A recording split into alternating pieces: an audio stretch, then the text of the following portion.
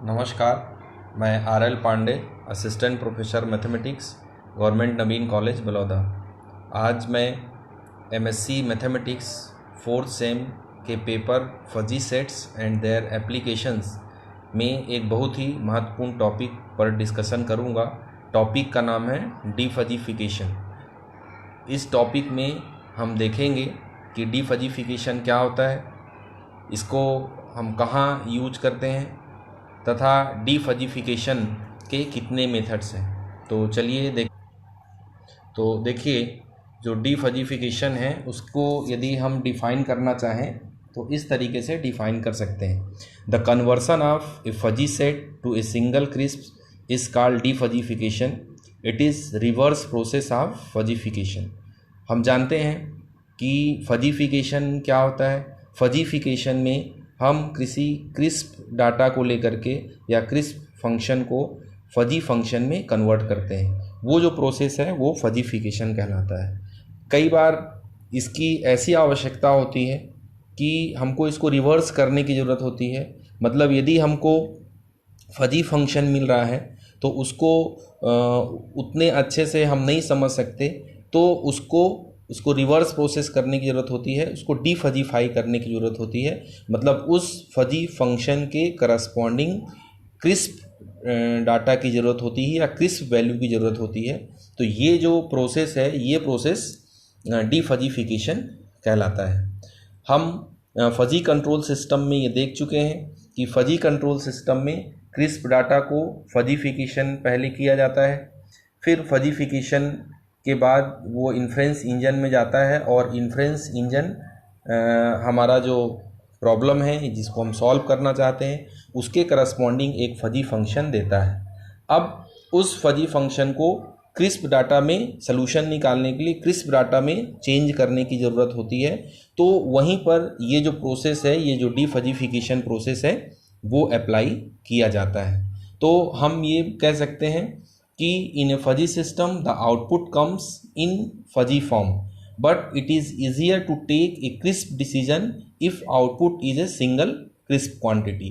तो कुल मिला के जो डीफजीफिकेशन का मतलब ये हुआ कि डीफजीफिकेशन एक ऐसा प्रोसेस है जिसमें हम फजी फंक्शन के करस्पॉन्डिंग एक क्रिस्प वैल्यू या क्रिस्प फंक्शन निकालते हैं। ये जो प्रोसेस है ये प्रोसेस डीफजीफिकेशन कहलाता है। तो चलिए देखते हैं कि डीफजीफिकेशन के कितने मेथड।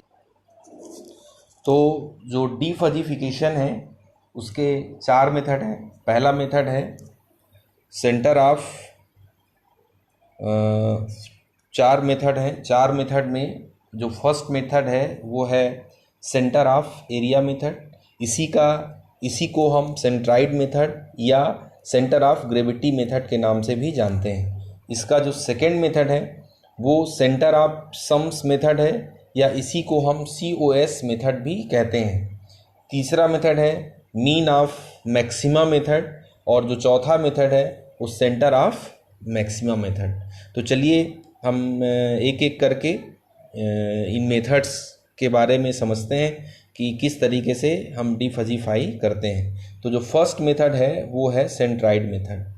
अब सेंट्राइड मेथड में यदि मान लीजिए आपका μx मेंबरशिप फंक्शन है किसी फजी सेट का, तो आपको मालूम है कि जो मेंबरशिप फंक्शन है वो कई तरीके से कई प्रकार का हो सकता है। जो पहला तरीका है वो है कि मेंबरशिप फंक्शन जो आपका यूनिवर्सल सेट है जहाँ पर वो फजी सेट डिफाइन है वहाँ पर कंटिन्यूअस है। तो यदि जो मेंबरशिप फंक्शन कंटिन्यूअस है तो जो एक्स स्टार, यहाँ पर एक्स स्टार का मतलब आप ये समझेंगे the fuzzified value of fuzzy set μx। तो ये जो एक्स स्टार होगा यदि μx कंटिन्यूअस है तो इस तरीके से हम उसको डीफजीफाई करेंगे। अब जो इसमें दूसरा केस है, कई बार ऐसा होता है कि जो मेंबरशिप फंक्शन है वो यूनिवर्सल सेट में फाइनाइट नंबर ऑफ पॉइंट पर डिसकंटिन्यूअस होता है।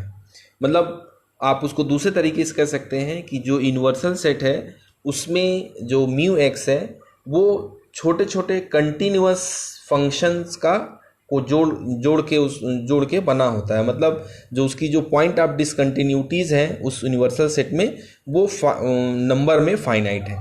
तो उस कंडीशन में जो defuzzified value X star है उसको हम summation I is equal to 1 to n A I X I bar upon summation of I is equal to n to A I. अब यहाँ पर ये देखने की बात है कि इस केस में हम क्या करते हैं कि जो मेंबरशिप फंक्शन है उसका जो ग्राफ है और जो यूनिवर्सल सेट का एक्सिस, मतलब उस ग्राफ का जो एरिया है, बाउंडेड एरिया है, उसको हम फाइनाइट नंबर ऑफ सब एरिया में डिवाइड करते हैं और जितने भी सब एरियाज होते हैं उन सभी का एरिया निकालते हैं और उस एरिया का सेंट्राइड की ज़रूरत होती है। और इवन हम ये कह सकते हैं कि सेंट्राइड में 2 कोऑर्डिनेट होंगे, एक एक्स का कोऑर्डिनेट होगा, एक वाई का कोऑर्डिनेट होगा, तो हम केवल उसमें एक्स का कोऑर्डिनेट ही निकालते हैं। तो यदि हमारा जो नंबर ऑफ सब एरिया है वो n है तो इस तरीके से हम जो उसकी डी फजीफाइड वैल्यू निकालेंगे। और जो केस थर्ड है, केस थर्ड में मान लीजिए मेंबरशिप फंक्शन आपका डिस्क्रीट है।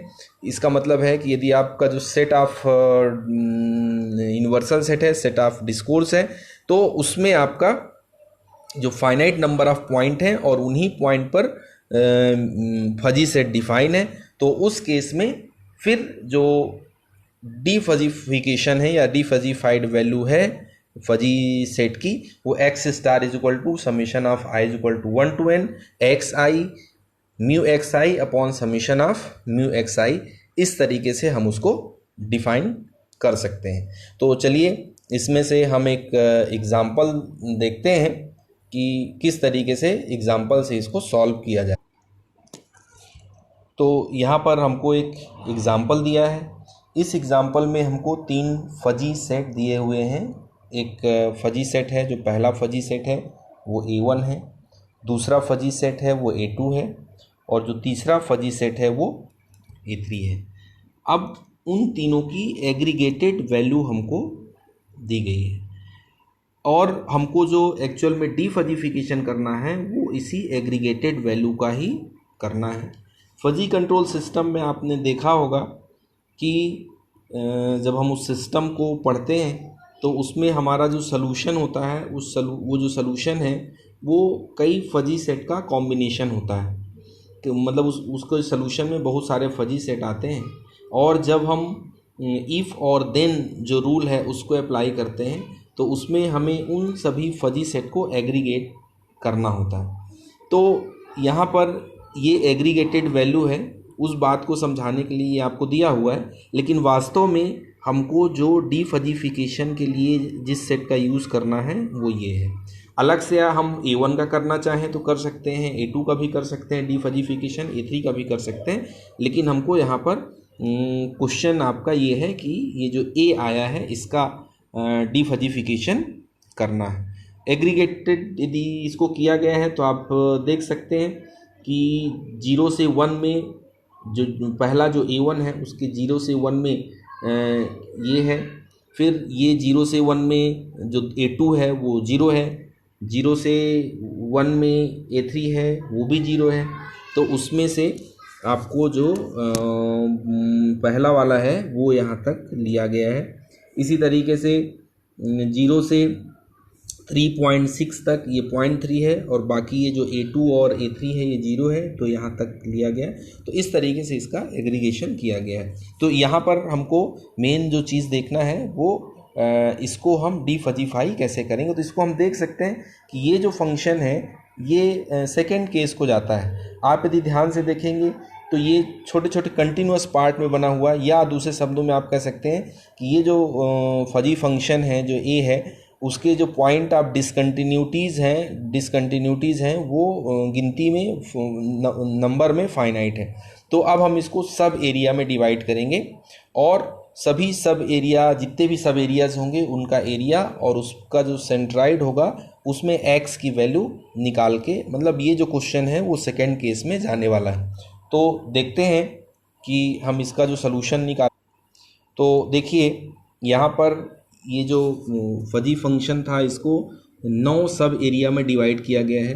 पहला जो है A B C दूसरा है BDEC, और इसी तरीके से 3, 4, 5, 6, 7, 8 ये जितने भी सब एरिया हैं उनसे डिवाइड किया गया है। यहाँ पर दो जो सब एरिया है उसमें एरिया और सेंट्राइड में एक्स की वैल्यू कैलकुलेट करके बताई गई है, उसी तरीके से बाकी में भी हम सब कर सकते हैं। तो जैसे सब एरिया 1 है ABC, उसका यदि एरिया हम A1 निकालेंगे तो ये आपका ट्राइंगल है, तो 1/2 AB इंटू BC होगा।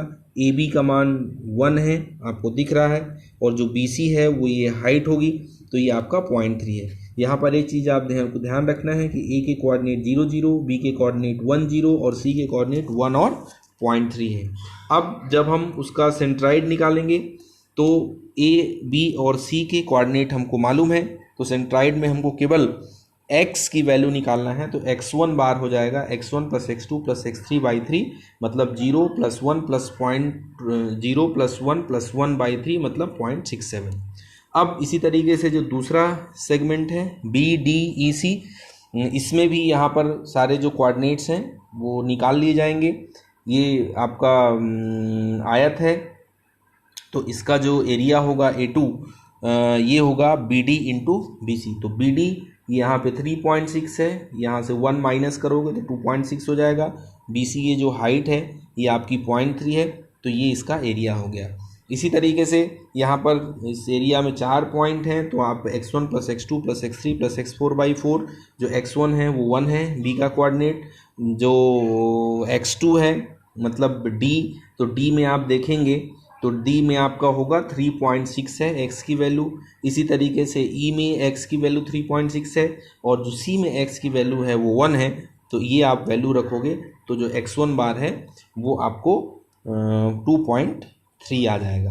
अब इसी तरीके से जितने भी सब एरियाज़ हैं, जो 9 सब एरियाज़ हैं, उन सभी के लिए हम इन वैल्यूज़ को कैलकुलेट करेंगे, और उसको कैलकुलेट करने के बाद आप देखेंगे तो ये देखिए यहाँ पर एक टेबल बनाया गया है जिसमें जितने भी आपके 9 जो सब एरियाज़ हैं सब में आपका एरिया निकाला गया है, फिर सभी में आपका उसका सेंट्राइड निकाला गया है, x बार निकाला गया है, और चूंकि फार्मूले में ax बार होता है इसलिए उनको मल्टीप्लाई भी किया गया है। फिर फार्मूले के आधार पर इसमें इनको सम किया गया है और इस एरियाज़ को भी सम किया गया है। तो जो x स्टार होगा summation a x bar upon summation a, और ये वैल्यू रखने के बाद हमको इसकी जो फजीफाइड वैल्यू है ये आपको मिल गई। तो इस तरीके से हम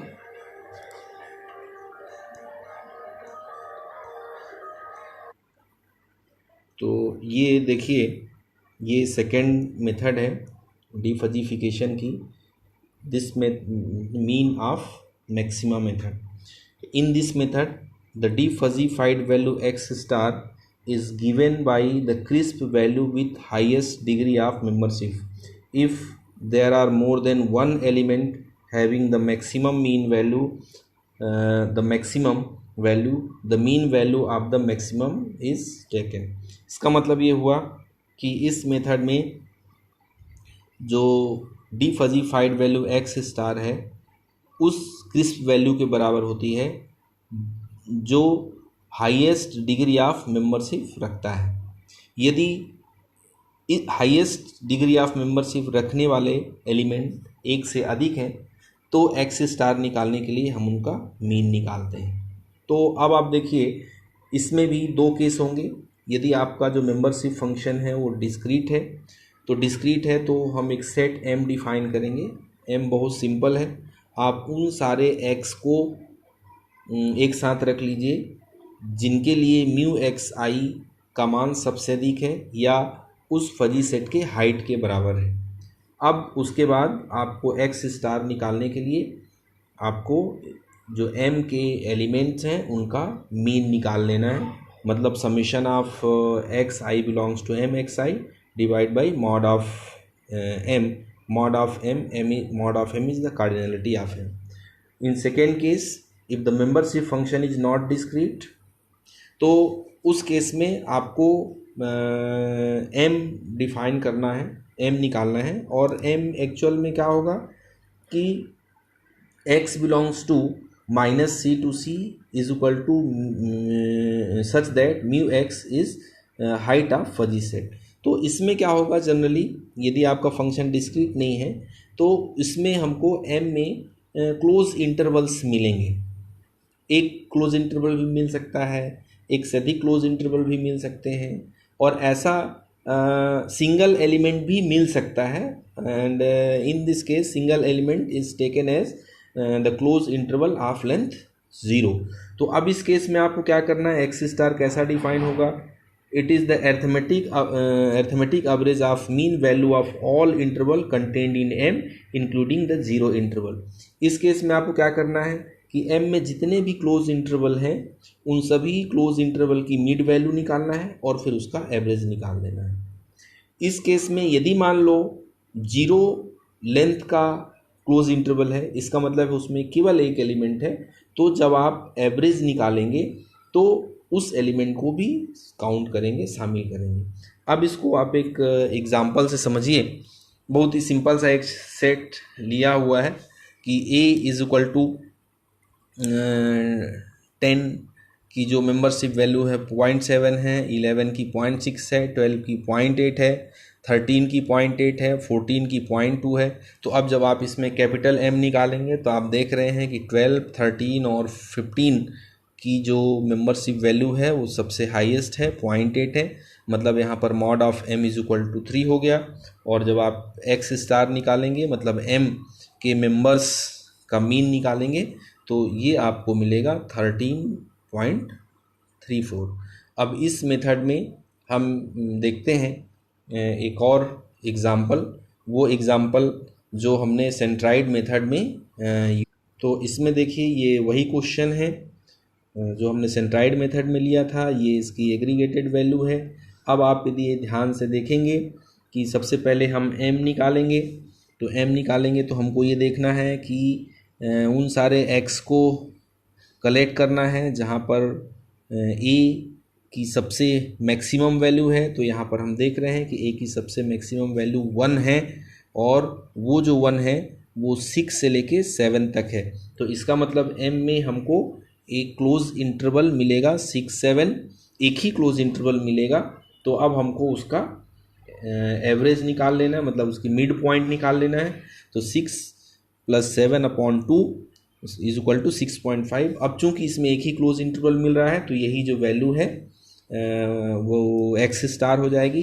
यदि 2 क्लोज इंटरवल मिलते तो उस केस में हमको दोनों क्लोज इंटरवल का मिड वैल्यू निकाल के और फिर उसका एवरेज निकालने से उसकी डीफजीफाइड वैल्यू हमको। अब हम देखते हैं इसका जो नेक्स्ट मेथड है, ए मेथड है centre of maximum method. In this method, the defuzzified value x star is defined by the average of the smallest value and the largest value of the variables for which mu x is height h mu of the mu। मतलब इसमें इस method में हमको क्या करना है, सबसे पहले हमको उन सारे x की वैल्यू निकाल लेना है जिसके लिए म्यू एक्स हाईएस्ट है, और उनमें से जो सबसे छोटी वैल्यू है और जो सबसे बड़ी वैल्यू है उसका हम एवरेज निकालेंगे। सबसे एक्स की ऐसी वैल्यू जिसके लिए म्यू एक्स सबसे उसमें से जो सबसे हाईएस्ट वैल्यू प्राप्त करने वाले में जो एक्स सबसे छोटा एक्स और हाईएस्ट वैल्यू प्राप्त करने वाले एक्स में से जो सबसे बड़ा एक्स है उनका जो एवरेज है वो हम निकालेंगे। मतलब यहाँ पर एक चीज़ ध्यान रखेंगे कि यहाँ पर भी हम m निकालेंगे जो पिछले मेथड में निकालते थे। तो अब यहाँ पर जो केस सेकंड है इसमें यदि डिस्क्रीट मेंबरशिप फंक्शन है तो सबसे पहले हम m निकाल लेंगे मतलब उन सभी x की वैल्यू निकाल लेंगे जिनके लिए म्यू x सबसे हाईएस्ट है या वो हाइट के बराबर है, और फिर उसके बाद में उसमें से उन x में से सबसे मिनिमम वैल्यू और उन x में से सबसे मैक्सिमम वैल्यू डिवाइड बाई 2। मतलब m में सबसे छोटा एलिमेंट और m में सबसे बड़ा एलिमेंट का जो एवरेज है वो x स्टार यहाँ पर होगा। इसी तरीके से आपके सेकंड में देखिए, यदि मान लीजिए आपका फंक्शन डिस्क्रीट नहीं है तो फिर आप m निकालेंगे जैसे पिछले मेथड में निकालते थे, और यहाँ पर जो m है वो आपको क्लोज इंटरवल्स के रूप में मिलेगा। अब आपको जो x स्टार है वो कैसा होगा कि m में जो m सेट है उसकी इन्फीमम वैल्यू ले लेंगे और जो m सेट है उसकी सुप्रीमम वैल्यू ले लेंगे और डिवाइड बाई 2। अब आप इसको एग्जाम्पल में एक देखिए कि हमने ये a ले रखा है। अब सबसे पहले हम m निकालेंगे, तो m आपको हाईएस्ट वैल्यू प्राप्त करने वाले x की वैल्यू है तो आपका 6 है 0.9, 8 है 0.9, 10 है 0.9, मतलब m में ये 3 एलिमेंट हो गए। अब इसमें सबसे जो मैक्सिमम है, सबसे मिनिमम है वो 6 है, और जो सबसे मैक्सिमम है वो 10 है। तो जो x स्टार हुआ वो 6 + 10/2 = 8। तो इस तरीके से ये हुआ। अब पिछले 2 मेथड में जो हमने क्वेश्चन देखा है उसको भी इसमें देख लेते हैं कि किस तरीके। तो देखिए ये जो क्वेश्चन है इसमें आप देखिए कि वही क्वेश्चन है, ये इसका एग्रीगेटेड वैल्यू है। अब इसमें आप m निकालोगे, सबसे जो मैक्सिमम है हाइट है वो 1 है, तो पिछली बार की तरह यहाँ पर भी 6 7 आएगा, एक ही इंटरवल आएगा। अब इसमें जब आप इन्फीमम लोगे तो इन्फीमम 6 आएगा m की वैल्यूज़ का, और जो सुप्रीमम है वो 7 आएगा।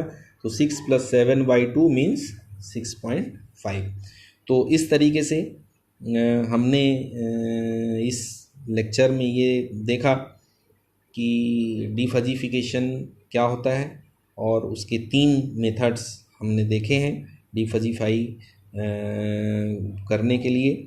तो मैं उम्मीद करता हूँ कि इस वीडियो लेक्चर से आपको इस कॉन्सेप्ट को समझने में हेल्प मिलेगी। धन्यवाद।